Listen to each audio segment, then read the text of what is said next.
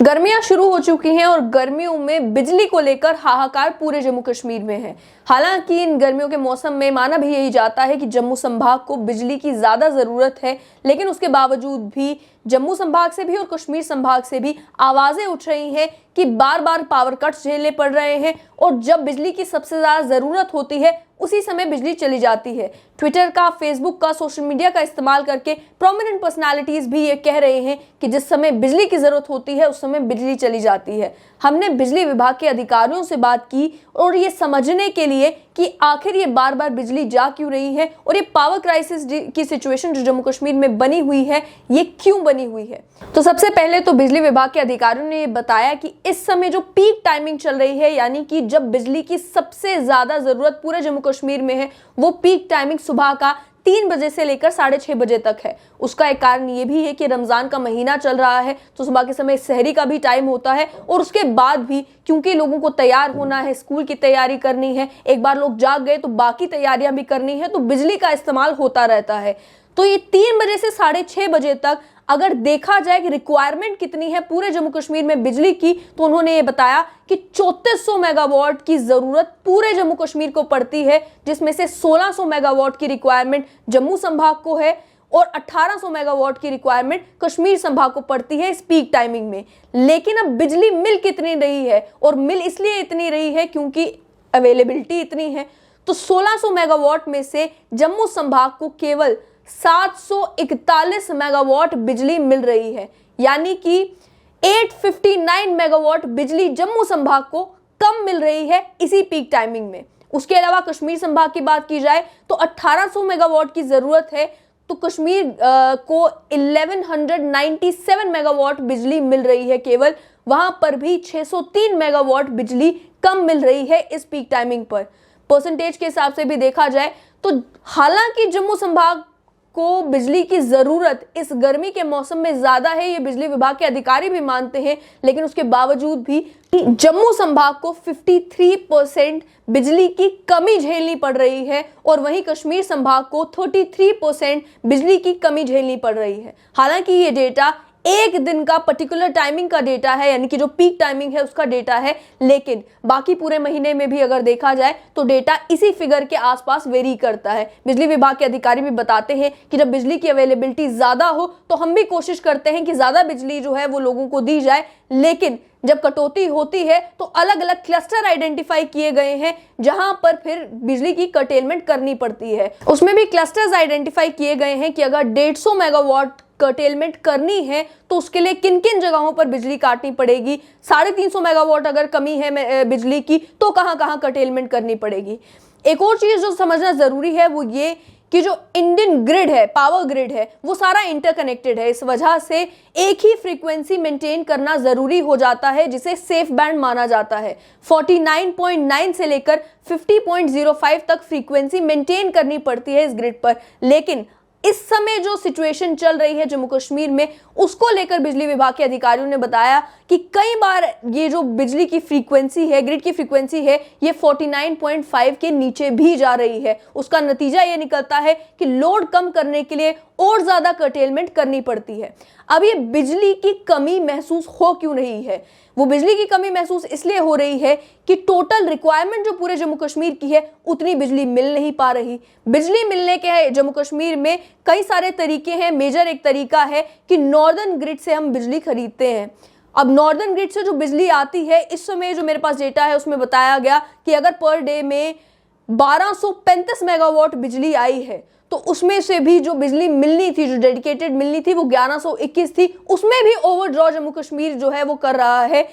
114, 150 के करीब ज़्यादा बिजली भी हम नॉर्दर्न ग्रिड से ड्रॉ कर रहे हैं, उसके बावजूद भी जितनी ज़रूरत है वो पूरी नहीं हो पा रही। और आप जानते हैं कि जम्मू कश्मीर में अलग अलग हाइड्रो पावर प्रोजेक्ट्स भी लगे हुए हैं। उन हाइड्रो पावर प्रोजेक्ट से भी जम्मू कश्मीर को बिजली मिलती है, लेकिन उन हाइड्रो पावर प्रोजेक्ट से भी लगभग 700 मेगावाट के करीब बिजली पर डे जो है वो मिल पा रही है। इन दोनों को भी अगर आप मिलाते हैं तो 1935 2000 मेगावाट के करीब बिजली बनती है तब भी जो 3300 मेगावाट की जरूरत है वो जरूरत फुलफिल नहीं हो पाती। अब हाइड्रो पावर प्रोजेक्ट से भी जो बिजली हमें मिलती है उसमें कुछ सर्टेन परसेंटेज है जो बिजली वहां पर बनती है जो जम्मू कश्मीर को दी जाती है, और बाकी बिजली जो एनएचपीसी है वो अलग अलग क्षेत्रों में बेचती है, प्राइवेट एंटरप्राइजेज है उन्हें भी बेचती है, क्योंकि जाहिर सी बात है एक कॉरपोरेशन है जिन्हें मुनाफा भी कमाना है। और जम्मू कश्मीर का जहां तक ताल्लुक है, जम्मू कश्मीर के बिजली विभाग से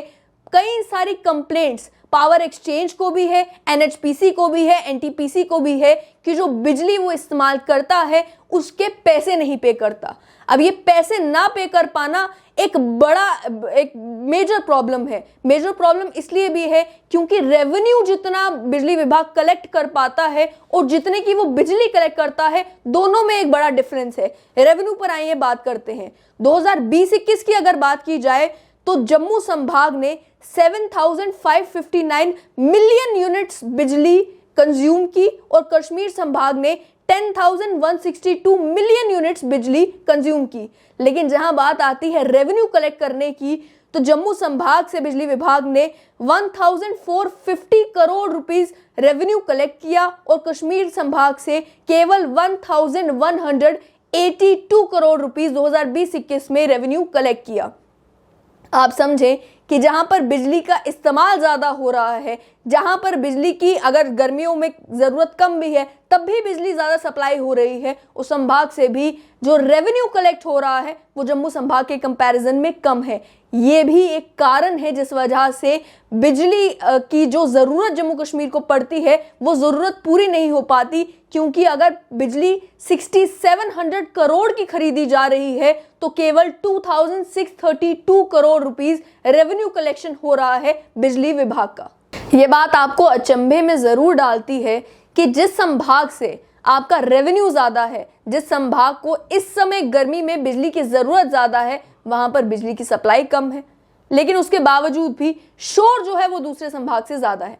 अब अगर बात करें कि नॉर्दर्न ग्रिड से बिजली जो है वो कम क्यों आ रही है, तो ये पावर क्राइसिस आपको बता दें कि केवल जम्मू कश्मीर में ही नहीं है बल्कि पूरे देश भर में देखने को मिल रही है। देश भर में अगर बात की जाए कि जो इलेक्ट्रिसिटी जनरेट होती है वो सबसे ज़्यादा होती है थर्मल पावर स्टेशन से, और कोल की शॉर्टेज होने की वजह से कोल के जो कीमतें हैं वो भी बढ़ गई हैं और उसके साथ साथ में जो इलेक्ट्रिसिटी जनरेट हो रही है वो भी कम जनरेट हो रही है। कोल की कॉस्ट जहां पहले 2000 पर टन हुआ करती थी, वहीं बताया जा रहा है कि अब 12,000 पर टन के हिसाब से कोल बिक रहा है, और जो इंपोर्टेड कोल आ रहा है उसकी भी कॉस्ट काफ़ी ज़्यादा हो चुकी है, जिससे जो टोटल डिमांड है वो फुलफिल नहीं हो पा रही। इस वजह से जो टोटल बिजली जो इस समय जनरेट हो रही है उसमें भी कमी आई है। तो जाहिर सी बात है कि अगर जो बिजली जनरेट हो रही है उसमें कमी आएगी तो जो बिजली सप्लाई की जाएगी उसमें भी कमी देखने को मिलेगी। अब बात है कि ये तो ओवरऑल इंडिया का सिनेरियो हो गया।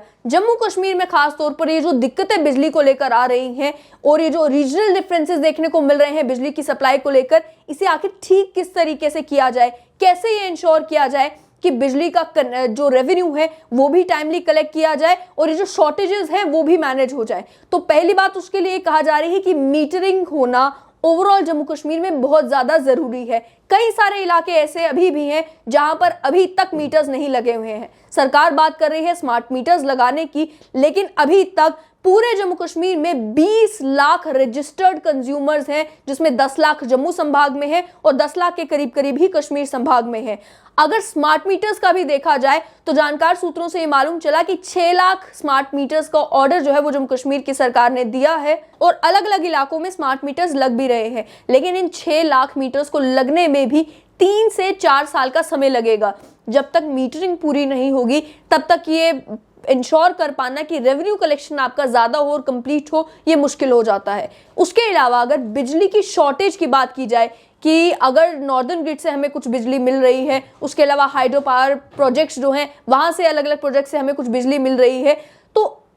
उसके बावजूद भी जो शॉर्टफॉल बिजली का हो रहा है उसे फुलफिल करने के लिए सोलर पावर कैपेसिटी को बढ़ाने की ज़रूरत है। 2014-15 में कठुआ में एक पावर प्रोजेक्ट की बात की गई थी, उसे अप्रूव किया गया था, लेकिन वो पावर प्रोजेक्ट कहाँ है। इस तरीके से आटपल्ली गांव में अगर देखा जाए तो वहाँ पे भी एक सोलर पावर प्रोजेक्ट लगाया गया है। अलग अलग जगहों पर इसी तरीके के सोलर पावर प्रोजेक्ट्स लगाने की ज़रूरत है ताकि जो बिजली का शॉर्टफॉल है वो सोलर एनर्जी से कम फुलफिल किया जा सके। उसके साथ साथ में जो मेजॉरिटी एरियर्स हैं जेएंडके के बिजली विभाग के, वो अलग अलग सरकारी विभागों के ही हैं, यानी कि गवर्नमेंट डिपार्टमेंट्स ही हैं जो बिजली विभाग के एरियर्स पे नहीं कर रहा, उनके बिल पे नहीं कर रहा। तो उसे भी जो है इंश्योर करने की कि वो अमाउंट भी रिकवर किया जाए, उससे भी काफ़ी हद तक बिजली विभाग को फ़ायदा मिलेगा। और आखिर में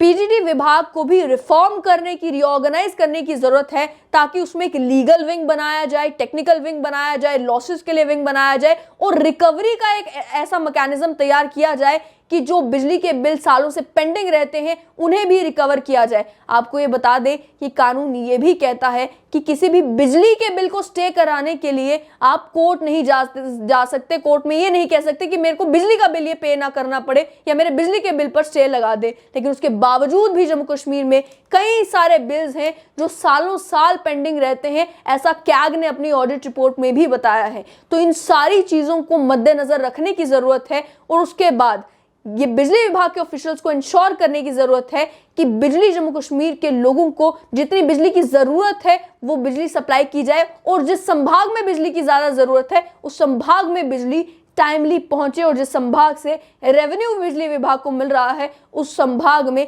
बिजली की कर्टेलमेंट भी कम हो। उसमें देखा जाए तो गर्मियों में जम्मू संभाग को बिजली की ज्यादा जरूरत है और सर्दियों में कश्मीर संभाग को बिजली की ज्यादा जरूरत है। तो ये इंश्योर अगर किया जाए कि जिस संभाग को जरूरत है वहां पर कर्टेलमेंट ना की जाए और जिस संभाग को जरूरत थोड़ी कम है वहां पर कर्टेलमेंट की जाए। सर्दियों में अगर देखा जाए तो कश्मीर को जरूरत है तो वहां पर कर्टेलमेंट ना की जाए और अगर जम्मू में गर्मियों में ज्यादा जरूरत है तो यहां पर कर्टेलमेंट ना की जाए। इससे इंश्योर किया जा सकता है कि दोनों संभाग के लोग खुश हों और बिजली भी प्रॉपर तरीके से जम्मू कश्मीर के लोगों को मिले। लेकिन आखिर में जाते जाते